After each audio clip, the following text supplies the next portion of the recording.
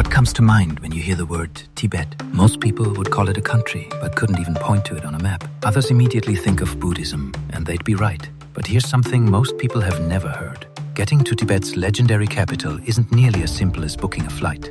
I'm Mr. Gugloff, and today we're exploring one of the most remote and mysterious places on Earth. A land of breathtaking mountains, ancient traditions, and people whose way of life has remained almost unchanged for centuries. So get comfortable. Let's begin.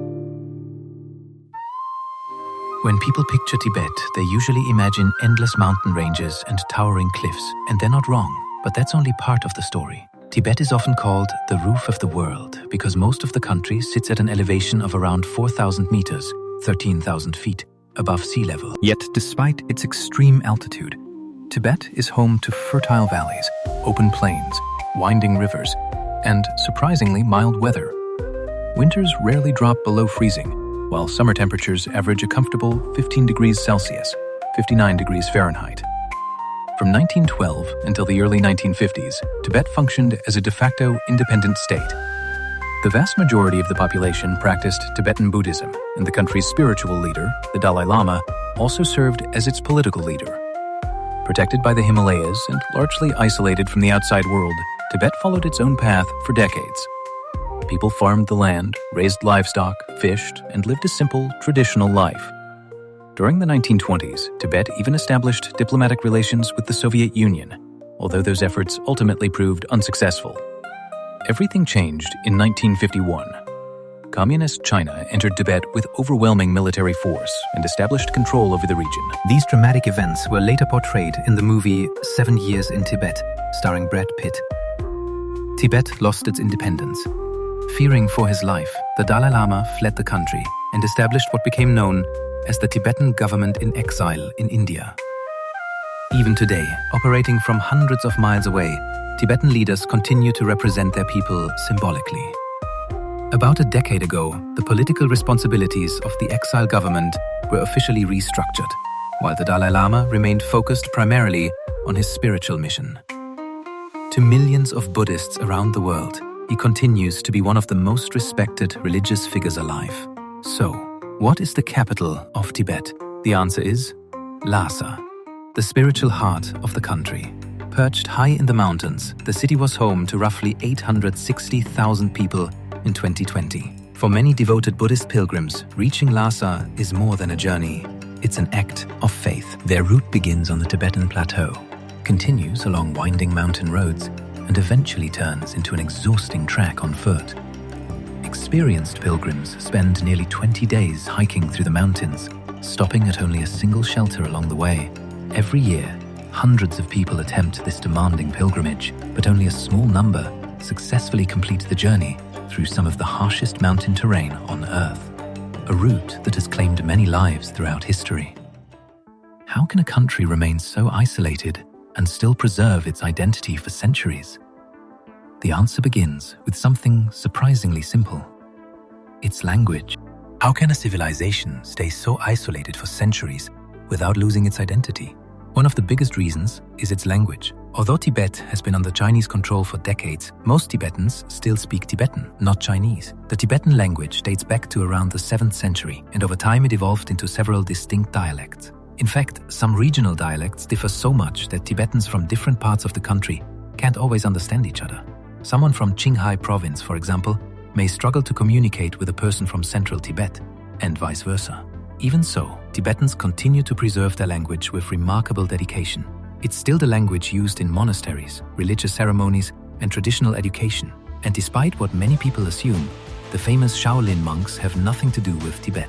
The Shaolin Temple was founded in what is now China, nearly a century before the Tibetan state even came into existence. But language isn't the only thing that makes Tibet unique. Its traditional family customs are unlike almost anything you'll find elsewhere. Historically, some Tibetan communities practiced both polygamy and polyandry. One of the most unusual traditions involved several brothers sharing the same wife.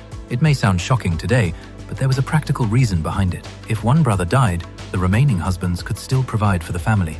Protecting the children from poverty and ensuring the family's land wasn't divided between multiple households. According to local tradition, the wife's ceremonial headdress even reflected the number of husbands she had, one horn for each husband. Today, this custom survives mostly in isolated rural villages. Modern cities generally follow more conventional family structures. Among some nomadic groups, however, polygamy can still be found. Although family roles remain traditional, women are deeply involved in everyday work and community life. Here's another fascinating fact. Until the middle of the 20th century, many Tibetans didn't know their exact birthday. Birth records simply weren't kept. People estimated their age based on what their mothers remembered. But it gets even more unusual. Traditionally, Tibetans didn't use surnames the way most of the world does today. Instead, people were identified by personal names, nicknames, or their ethnic background. Family names did exist, but they were rarely used in everyday life because many believed revealing them could bring misfortune or attract evil spirits to the family. Names could even change during a person's lifetime. One of the first men to reach the summit of Mount Everest is a perfect example.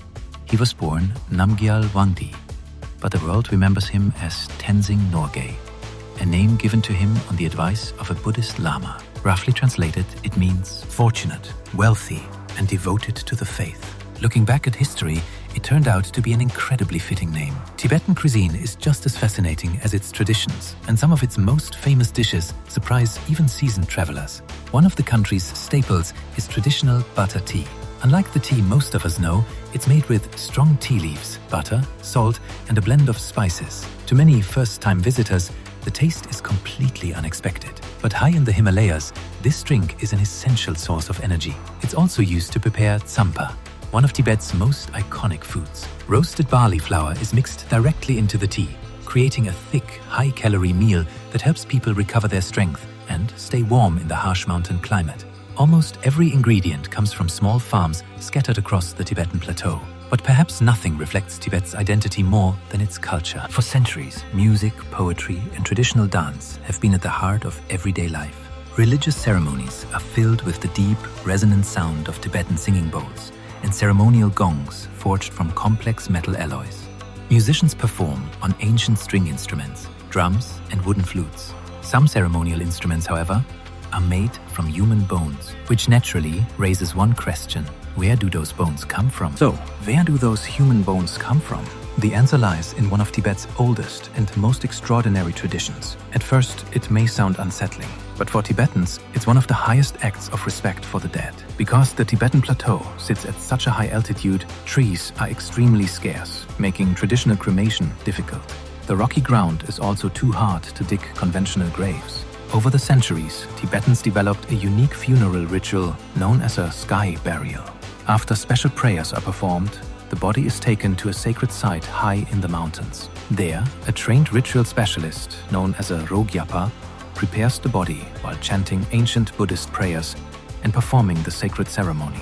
Large Himalayan vultures soon descend from the sky.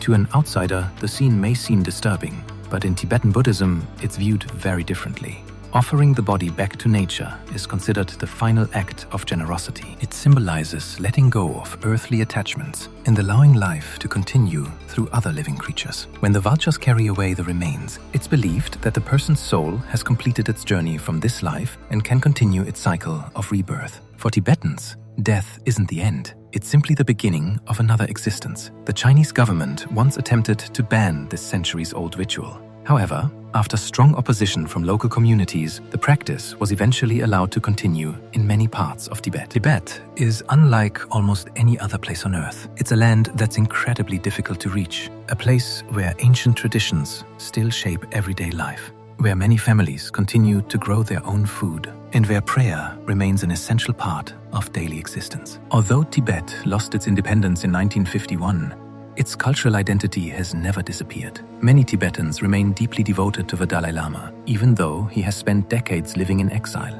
Others chose to leave their homeland altogether, settling in countries such as Nepal, India, Bhutan, and even Norway, whose cold mountain climate reminded them of home. Many of the first Tibetan immigrants made a living by translating ancient Buddhist manuscripts into European languages. Today, Norway is home to one of the largest Tibetan communities outside Asia. Despite living thousands of miles from the Himalayas, many Tibetans have preserved their language, traditions, and cultural heritage. You'll even find traditional yak wool hats being sold in local Norwegian markets, a small but powerful reminder that Tibetan culture continues to thrive far from its homeland. Tibet isn't just a place on the map, it's a civilization that has managed to preserve its identity against extraordinary odds. A land where breathtaking landscapes meet centuries-old traditions, where faith shapes everyday life, and where the past still feels very much alive. If you ever have the opportunity to visit Tibet, don't miss it. There are very few places on Earth that leave an impression quite like this one. I'm Mr. Googlov. Thank you so much for watching. If you enjoyed this documentary, don't forget to subscribe and check out some of my other videos. See you in the next one.